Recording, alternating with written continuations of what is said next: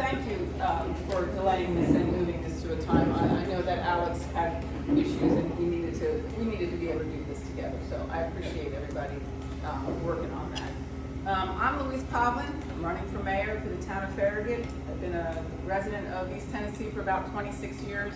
The last 18 have been in Farragut.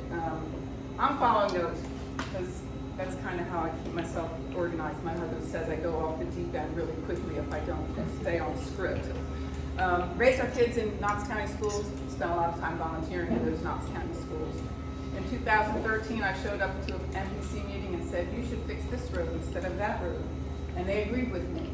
And at the end of that, Ralph McGill, a founding member of this town, asked me to take a vacancy on the MPC. That was not an easy decision. I know that when you're making decisions for a community, it's very different than when you're making a decision with your own opinion. And land use plans are important. 2016, I was appointed to take over the remainder of Ron Honkin's position when he moved out of town. In August, I ran a contested election, won that election. Got reelected in 2020 and termed out in 2024. I currently sit on the Planning Commission. I wanted to talk to you guys briefly about a few things. One, the background and why we were founded, the vision for our parks and sidewalk trail system, the town center evolution, some of the efforts I spearheaded during my tenure, and the vision moving forward. So for brief background, the town was founded in 1980 because we wanted to determine our own land use development ordinances, sign ordinances, etc. We didn't want to be part of Knox County and what they were doing. We were very unhappy. We didn't want City of Knoxville to take over, so we decided we want to incorporate and create our own town. We wanted to avoid Kingston Pike turning into Chapman Highway or Clinton Highway. We wanted to control our own destiny. For the most part, we knew that we would continue to grow out. We just wanted to be able to have some controls over how that happened. We were going to be limited service. We weren't going to have police. We weren't going to have schools. World Metro was going to take care of fire. And we were going to operate without property tax. That is a fundamental founding value. We were going to operate without a property tax. The only way this community should ever take on a property tax is by referendum. If the citizens in this community want an amenity or a service that we cannot afford under our current funding, then they need to get together, figure out what they need, back into a tax rate, and get it on for a referendum. Because we were founded without one. That's fundamentally changing. The only way to fundamentally change how you were founded is through a referendum. I will say, I am adamantly opposed to ever adopting a property tax. That means you pay attention to what you're building, and you pay attention to the future costs of that, because you never take on something that will push a future board to have to adopt a property tax. You act conservatively and responsibly, and think to the future when you're talking about what we're going to fund. It took about 2 years for them to adopt a full ordinance and zoning map. So they toiled a long time. It took a long time for them to get set up. Then they started looking at the future. What do we want?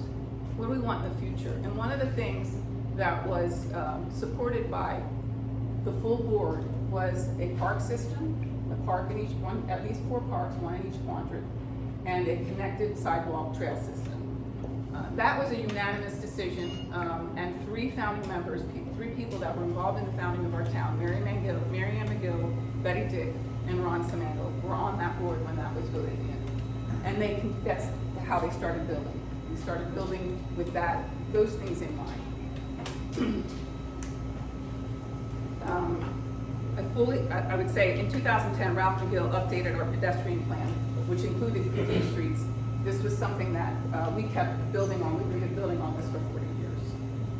I will say this because I keep hearing this. I don't understand what this means when someone says, get back to a small town atmosphere. I have concerns that means we plan to not build any more sidewalks and trails in our future road projects.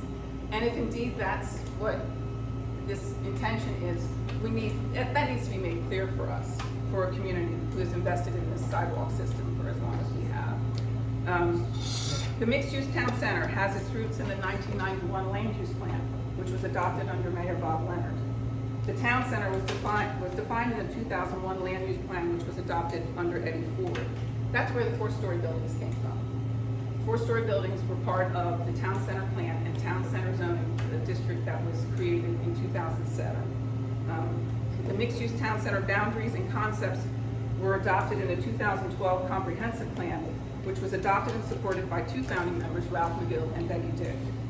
Building a walkable community with a mixed-use town center was an intentional effort. Moving on to things that I did in 2016. One of the things that I thought was one of the hardest things that I really have to get some zoning experience and some planning experience under you to work with the residents that are impacted by development. This is something that I made a point to do during my service, because I was on the planning commission. I had a lot of experience with it. Reaching out when you see future development coming, reaching out to the neighborhood, making sure that they understand what's going on, what are the rights of the property owner, how is that going to impact you, what arguments can you make, what are the best ways that you can defend or advocate for yourselves. Because I want to hear. I did this, the Ford property had a development that was going to send high-density apartments and medium-density townhomes between Glen Abbey and Park Place. So I sat down with the HOA board members and took them through our land use plan with the protections for the transition policy, which protects existing residential from incompatible development. Don was part of that. They went back to their neighborhoods, they studied the plan, they came back with their letters, which were defensible. We could use that as a defense for saying no on a certain project. Residents need to be engaged, but they need to understand we can't just say no to things. I understand the desire to slow growth. I really understand the desire to slow growth. But property owners have due process rights, and we are required as a community to provide a structure through which they can exercise the rights. That doesn't mean that if they want to rezone and it doesn't meet our land use plan, we have to rezone. But we do have to give them a hearing, and we do have to give them an answer, yes or no. If a property owner wants to use their property as it's currently zoned, all that is a site plan approval. If they meet all of our rules, we can't stop them from using their property. It's like telling you can't use your property. Those rules apply. On the Eddie Ford property, I would say the back of his property is R2. If somebody comes in, purchases that property, and they want to use it R2, we can't stop them. We can just follow what the guidelines are, what the rules are, and they can proceed with their plan. Obviously, we can make traffic studies, and we can kind of shape it and have certain requirements, but we can't necessarily stop them from using it. So slowing development isn't as easy as we'd like it all to be, unfortunately. One of the things I did do is I worked with this community.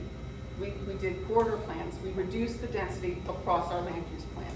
Took most of the density out. Most of the land use plan is tied to its existing zoning. We took apartments off the map. There are no more apartments. There's no apartments visioned. Nobody wants any more apartments. We don't need any apartments. That's all done. I helped reshape how we design road projects, push for changes to the Union Road project. We took that and we've amended all these. Instead of doing this one-size-fits-all Everett Road, McPhee Road, 12-foot lanes, 40-mile-per-hour design speed, now we're looking at each corridor and trying to protect and preserve the corridor. And when possible, working within our right-of-way so that we're not negatively impacting property owners, which is ideal. No one wants to use eminent domain. It is not something anybody wants to do. I brought attention to our aging stormwater infrastructure so we could assess it and prioritize it. You guys, Glen Abbey's going through that right now. Something collapsed. We shouldn't have to be doing those on an emergency basis.